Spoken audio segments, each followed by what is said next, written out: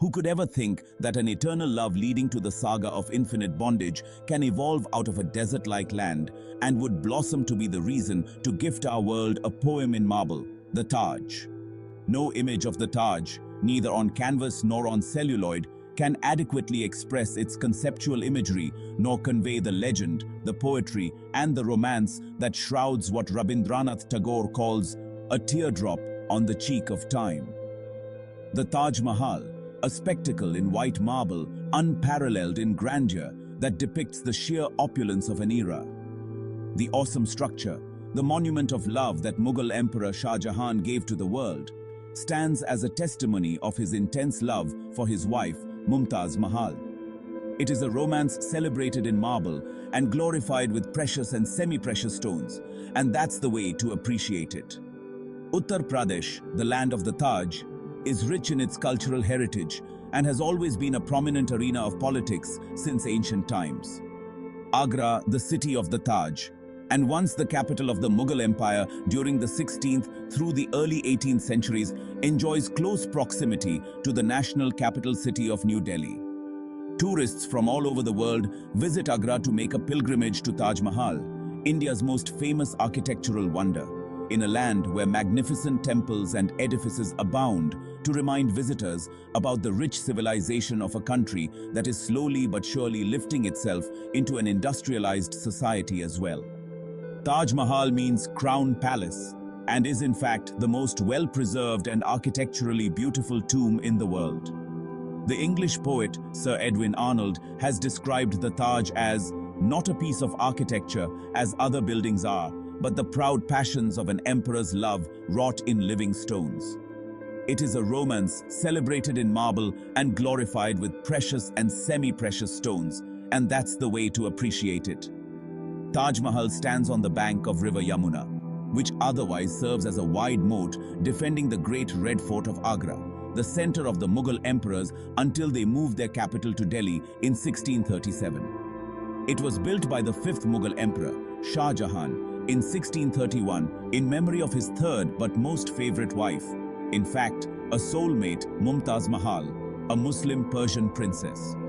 She died while accompanying her husband in Burhanpur in a campaign to crush a rebellion after giving birth to their 13th child.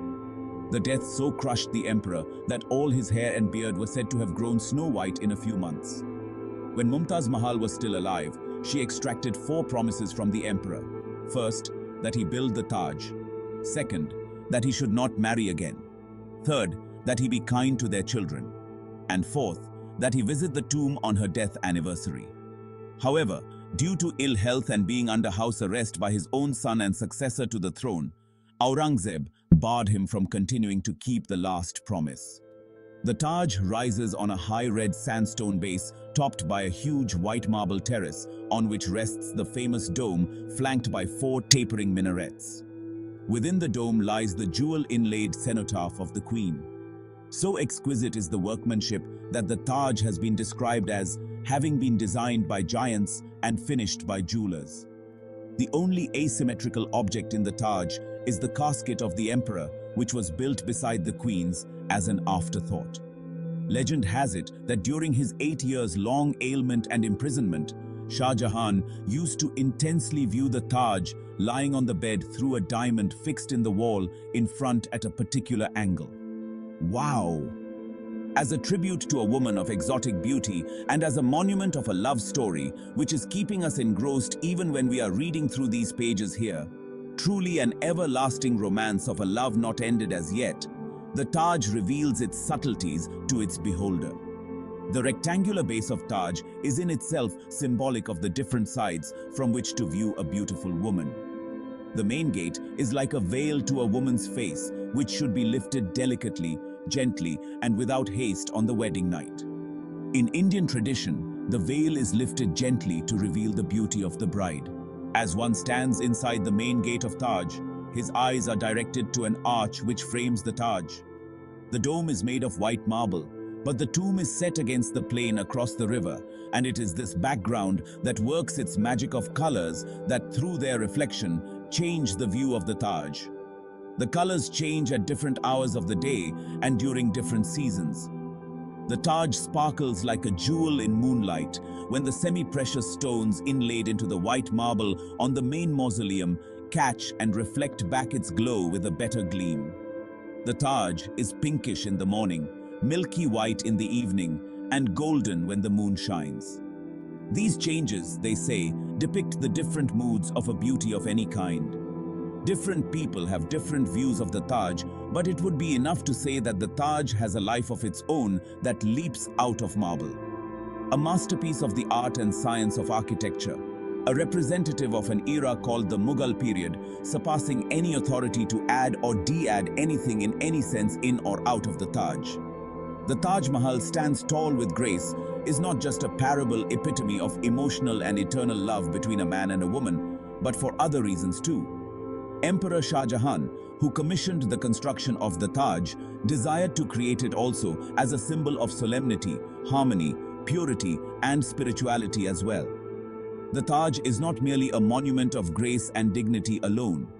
It is, in fact, a message to all mankind that pure love is the soul of life.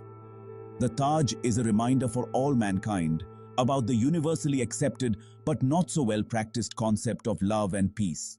The essence of the paradise, free from conflicts of races and geographical boundaries, is important to be observed solemnly. The Taj is simply a majestic tribute to an exotic beauty. The saga of the Taj would be half told if the myths related to it are not mentioned. Like many a great building, the Taj Mahal has its myths and legends. It seems that there is more fiction on the Taj than serious scholarly research. Several of the stories belong solely to oral tradition and are told by the guides. Some are so established that they form a popular history of the monument and have made their way into guidebooks, and some have been taken up by scholars or even created by them and thus become part of the scholarly debate. To the last category belong the oldest tales of the Taj. Here the most widely known is the story of the second Taj, the Black Taj, which Shah Jahan intended to build in black marble opposite the present mausoleum on the site of the Mahtab Bagh. It goes back to Jean-Baptiste Tavernier, who, when at Agra in 1665 AD, reported that Shah Jahan began to build his own tomb on the other side of the river. But the war with his sons interrupted his plan, and Aurangzeb, who reigns at present, is not disposed to complete it.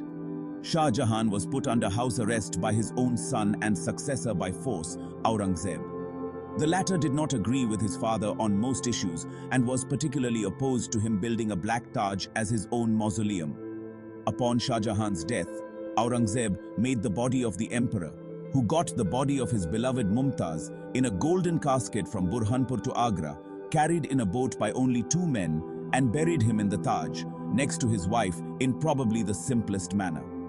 Shah Jahan, the emperor, who fulfilled the wishes of his beloved, could not find fulfillment of his own wish to build a black Taj to express his mourning for the beloved Queen Mumtaz Mahal even after his death.